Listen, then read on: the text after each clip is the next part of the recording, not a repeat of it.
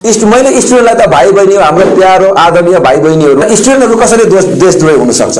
गेजिङ college भएन, गेजिङ college बनाऊ भन्नेहरू विद्यार्थीहरू हुन् कि जे कुरा पनि विरोध गर्ने रिएक्सनिस्टहरू हुन्, एन्टी इस्टाब्लिसमेन्ट माइन्ड भएका व्यक्तिहरू हुन् अथवा प्रतिज्ञावादीहरू हुन्?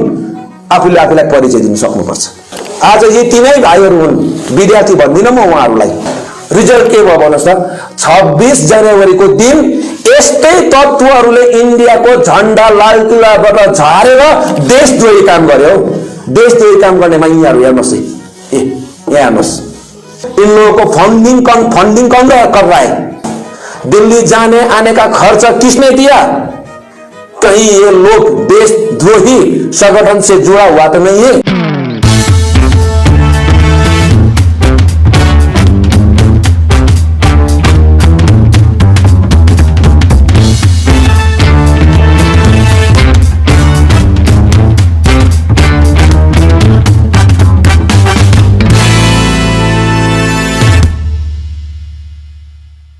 अब आते हैं स्टूडेंट प्रोटेस्ट पर, जिसके ऊपर थोड़ा सा डिटेल्स में बात करेंगे क्योंकि इसके ऊपर कोई डेडिकेटेड वीडियो नहीं बनी थी।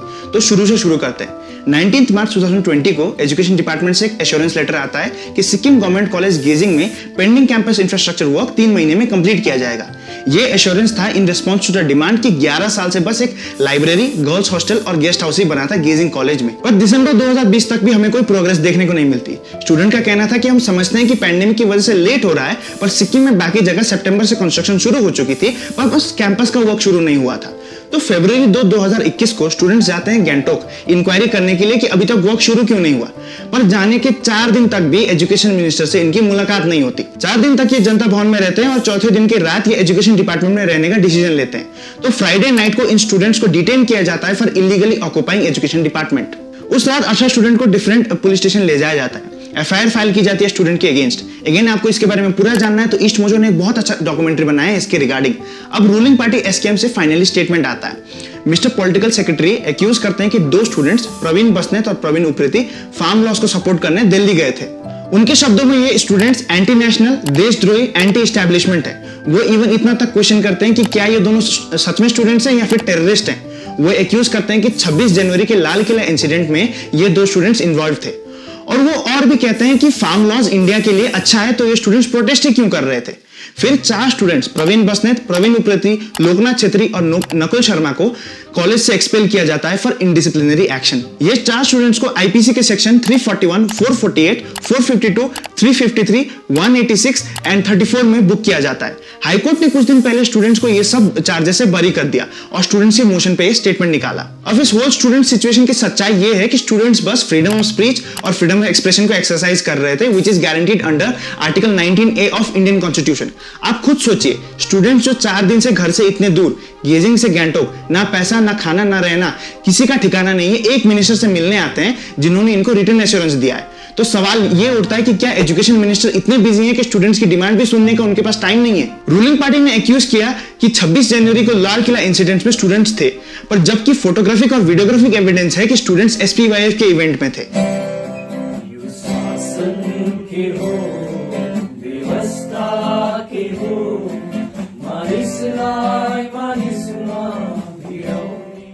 बात यह है कि मिनिस्टर्स अपने पोस्ट का पावर नहीं समझ रहे। जब आप एक डिग्निफाइड पोस्ट में होते हो तो आपके बातों का बहुत बड़ा वेट रहता है। मैं कोशिश करता हूं कि किसी का नाम ना लूं, but when you are the political secretary to the chief minister, your words have serious consequences and implications. Terrorist का लेबल देना एथिकली और मोरली तो गलत है ही, पर आप जिसको एक्यूज कर रहे हैं उसके लिए भी ये डेंजरस है। 4 में से किसी भी स्टूडेंट्स को, मुझे कहना तो नहीं चाहिए, पर मैं या कोई भी इनको मार सकता है और ये कह सकता है कि it was act of self defence against a terrorist, और ये टोटली लीगल होगा। और इंटरेस्टिंग चीज ये है कि मिस्टर पॉलिटिकल सेक्रेटरी का कहना था कि फार्म लॉज इंडिया के लिए अच्छा है और स्टूडेंट्स को उसे सपोर्ट नहीं करना चाहिए था, पर आज फार्म लॉज वापस हो चुके हैं। तो क्वेश्चन ये था कि मिस्टर पॉलिटिकल सेक्रेटरी अपने लगाए हुए सारे एलिगेशंस के लिए माफी मांगेंगे, पर अभी पता चल रहा है कि मिस्टर पॉलिटिकल सेक्रेटरी कह रहे हैं कि उन्होंने एंटी नेशनल, एंटी एस्टैब्लिशमेंट ऐसा कुछ कमेंट तो किया ही नहीं है, इसलिए वो माफी भी नहीं मांगेंगे। और तपाईँले स्टुडेन्ट्सहरुलाई पनि देशद्रोही नै भन्नुभएको हो यो प्रोटेस्टरले जनाउँदैछ अहिले। त मैले स्टुडेन्टलाई भनेको छुइनँ। मैले स्टुडेन्टलाई त भाइ बहिनी हो, हाम्रो प्यारो आदरणीय भाइ बहिनीहरू, स्टुडेन्टहरू कसरी देशद्रोही हुन सक्छ? स्टुडेन्टहरू कुनै पनि एंगलबाट देशद्रोही होइनन्। उनीहरू त विद्या आर्जन गर्दै गर्ने देशको भोलिको हाम्रो स्टारहरू हो। गेजिङ कलेज भएन, गेजिङ कलेज बनाऊ भन्नेहरू विद्यार्थीहरू हुन् कि जे कुरा पनि को पनि विरोध गर्ने रिएक्सनिस्टहरू हुन्, एन्टी इस्टाब्लिसमेन्ट माइन्ड भएका व्यक्तिहरू हुन् अथवा प्रतिज्ञावादीहरू हुन्, आफूले आफूलाई परिचय दिन सक्नुपर्छ। आज यी तीनै भाइहरू हुन्, विद्यार्थी भन्दिनँ म उहाँहरूलाई। रिजल्ट के भयो भन्नुहोस् त, 26 जनवरीको दिन यस्तै तत्त्वहरूले इन्डियाको झण्डा लाल किल्लाबाट झारेर देशद्रोही काम गर्यो। देशद्रोही काम गर्नेमा यिनीहरू हेर्नुहोस् है, यहाँ हेर्नुहोस्। आज म जिम्मेवारीपूर्वक काम गर्दैछु। भारत सरकार के इंटेलिजेंस विंग से यहाँ सिक्किम क्रांतिकारी मोर्चा जो सत्ता में है, जिम्मेवारी पूर्वक विनती करता हूं, रिक्वेस्ट करता हूं कि इन लोगों के ऊपर भी जांच करें, क्योंकि ये लोग भी सिक्किम से फार्मर्स बिल के प्रोटेस्ट में सिंधु बॉर्डर में जाके बहुत लंबा चौड़ा भाषण दिया था और हिंसा करने के उकसाने वाले शब्दों का इन लोगों ने प्रयोग किया था। जिम्मेवारी के साथ बोल रहा हूं, ये लोग 26 जनवरी के हिंसा में इन्वॉल्व तो नहीं है। इन लोगों के बैकग्राउंड को, इन लोगों को फंडिंग कौन कर रहा है? दिल्ली जाने आने का खर्च किसने दिया? कहीं ये लोग देशद्रोही संगठन से जुड़ा हुआ तो नहीं है? क्योंकि ये लोग हर चीज का विरोध करता है। इंडिया में वही हर चीज का विरोध करता है जो इंडिया विरोधी है। आज सिर्फ स्टूडेंट्स के बारे में बात नहीं करेंगे। ये जो 2 प्रोटेस्ट हुए हैं उसमें आपको एक कॉमन पैटर्न दिखाई देगा और आज हम इस वीडियो के थ्रू उसको हाईलाइट करने की कोशिश करेंगे। उससे पहले एक दो लॉजिकल फैलेसी समझ लेते हैं जो हमको ये कॉन्सेप्ट समझने में थोड़ा मदद करेंगे। एड होमिनम लॉजिकल फैलेसी एक लैटिन वर्ड है जिसका मीनिंग है अटैक द मैन।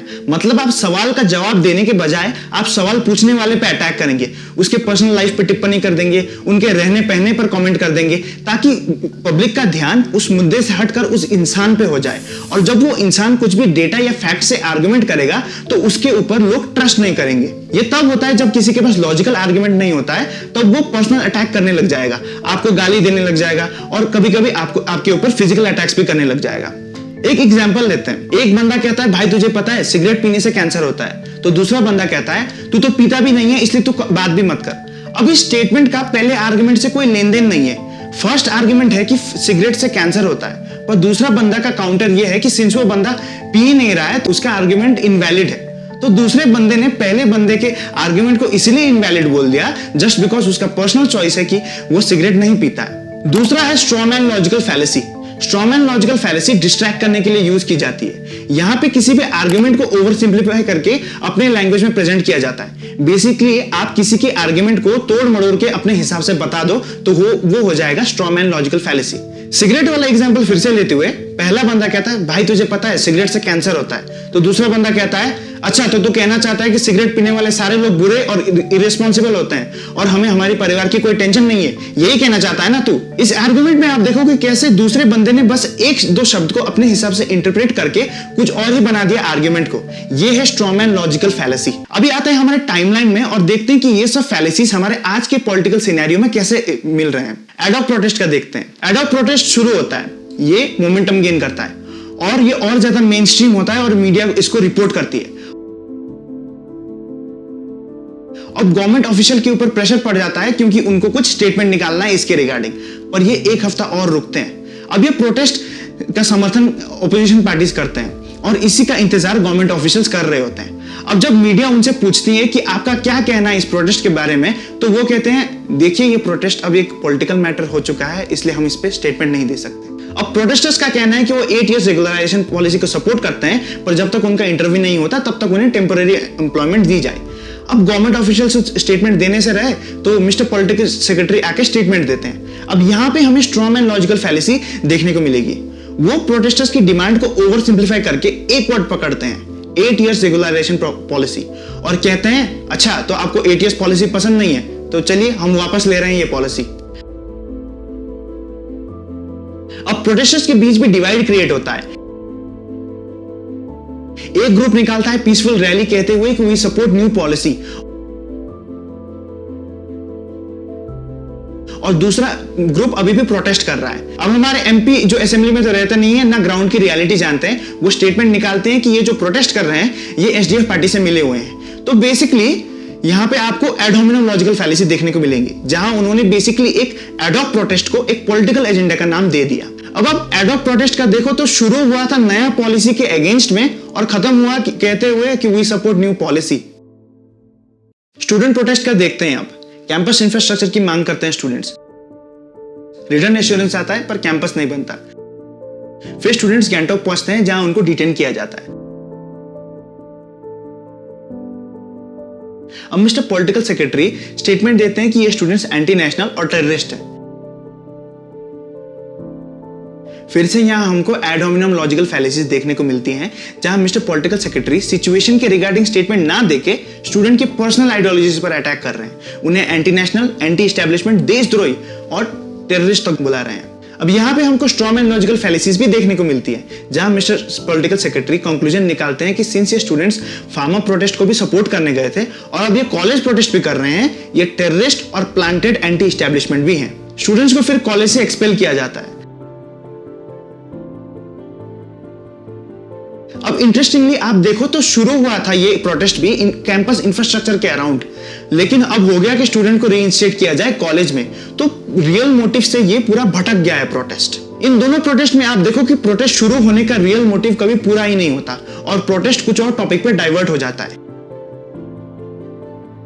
ये तो मैंने बस दो बताए हैं, पर इतने ज्यादा लॉजिकल फैलेसीज और डर्टी गेम किया जाता है कि पब्लिक को कभी पता ही नहीं चलता कि प्रोटेस्ट शुरू किस लिए हुआ था, क्या हो रहा है और प्रोटेस्ट एंड कैसे हुआ। मेरे हिसाब से ये दोनों प्रोटेस्ट शुरू होने से पहले ही इसको रोका जा सकता था। एक छोटा सा डिमांड था जिसको फुलफिल करना उतना मुश्किल नहीं था। जो गवर्नमेंट 8 इयर्स के बाद रेगुलराइजेशन दे सकती है, क्या वो 2 महीने का टेम्पररी एम्प्लॉयमेंट नहीं दे सकती थी? और स्टूडेंट्स से मिलकर कॉलेज इंफ्रास्ट्रक्चर के डेवलपमेंट में देरी क्यों हो रही है उसके ऊपर डिस्कस पहले ही कर लेते तो ये प्रोटेस्ट शायद होता ही नहीं। और ये तो पॉलिटिक्स का सीन है। हमारे लेवल पे एक फंडामेंटल प्रॉब्लम देखने को मिल रही है आज के दिन कि क्या आप जिसके लिए आवाज उठा रहे हो, क्या आपको वो मिल रहा है, या फिर आप जिसके लिए आवाज उठाने का सोच रहे हो, क्या आपको कभी वो मिल पाएगा, या फिर वो टॉपिक डाइवर्ट होके वो मुद्दा ही खत्म हो जाएगा। दूसरा बात यह है कि गवर्नमेंट एक के बाद एक प्रोटेस्ट साइडलाइन कर रही है और पब्लिक ये देख रही है और क्वेश्चन कर रही है, और क्वेश्चन आ रहा है डेमोक्रेसी पर, फ्रीडम ऑफ स्पीच पर और फ्रीडम ऑफ एक्सप्रेशन पर। एक चीज सब लोग समझे कि अपने फंडामेंटल और सिविल राइट्स के लिए आवाज उठाना क्राइम नहीं है। अपने राइट्स के लिए प्रोटेस्ट करने पर आप टेररिस्ट या फिर एंटी नेशनल नहीं बनते हो। गवर्नमेंट को क्रिटिसाइज करने पर आप एंटी गवर्नमेंट या फिर ऑपोजिशन पार्टी के वर्कर नहीं बनते हो, क्योंकि article 19 of constitution of India ने आप सब लोगों को फ्रीडम ऑफ स्पीच, एक्सप्रेशन और राइट टू प्रोटेस्ट दिया है। अब आशा है दोस्तों आपको इस वीडियो के थ्रू कुछ लॉजिकल फैलेसीज के बारे में जानने को मिला होगा। अच्छा लगे तो लाइक कीजिएगा और शेयर भी कीजिएगा, और मिलेंगे दोस्तों एक और नए वीडियो में।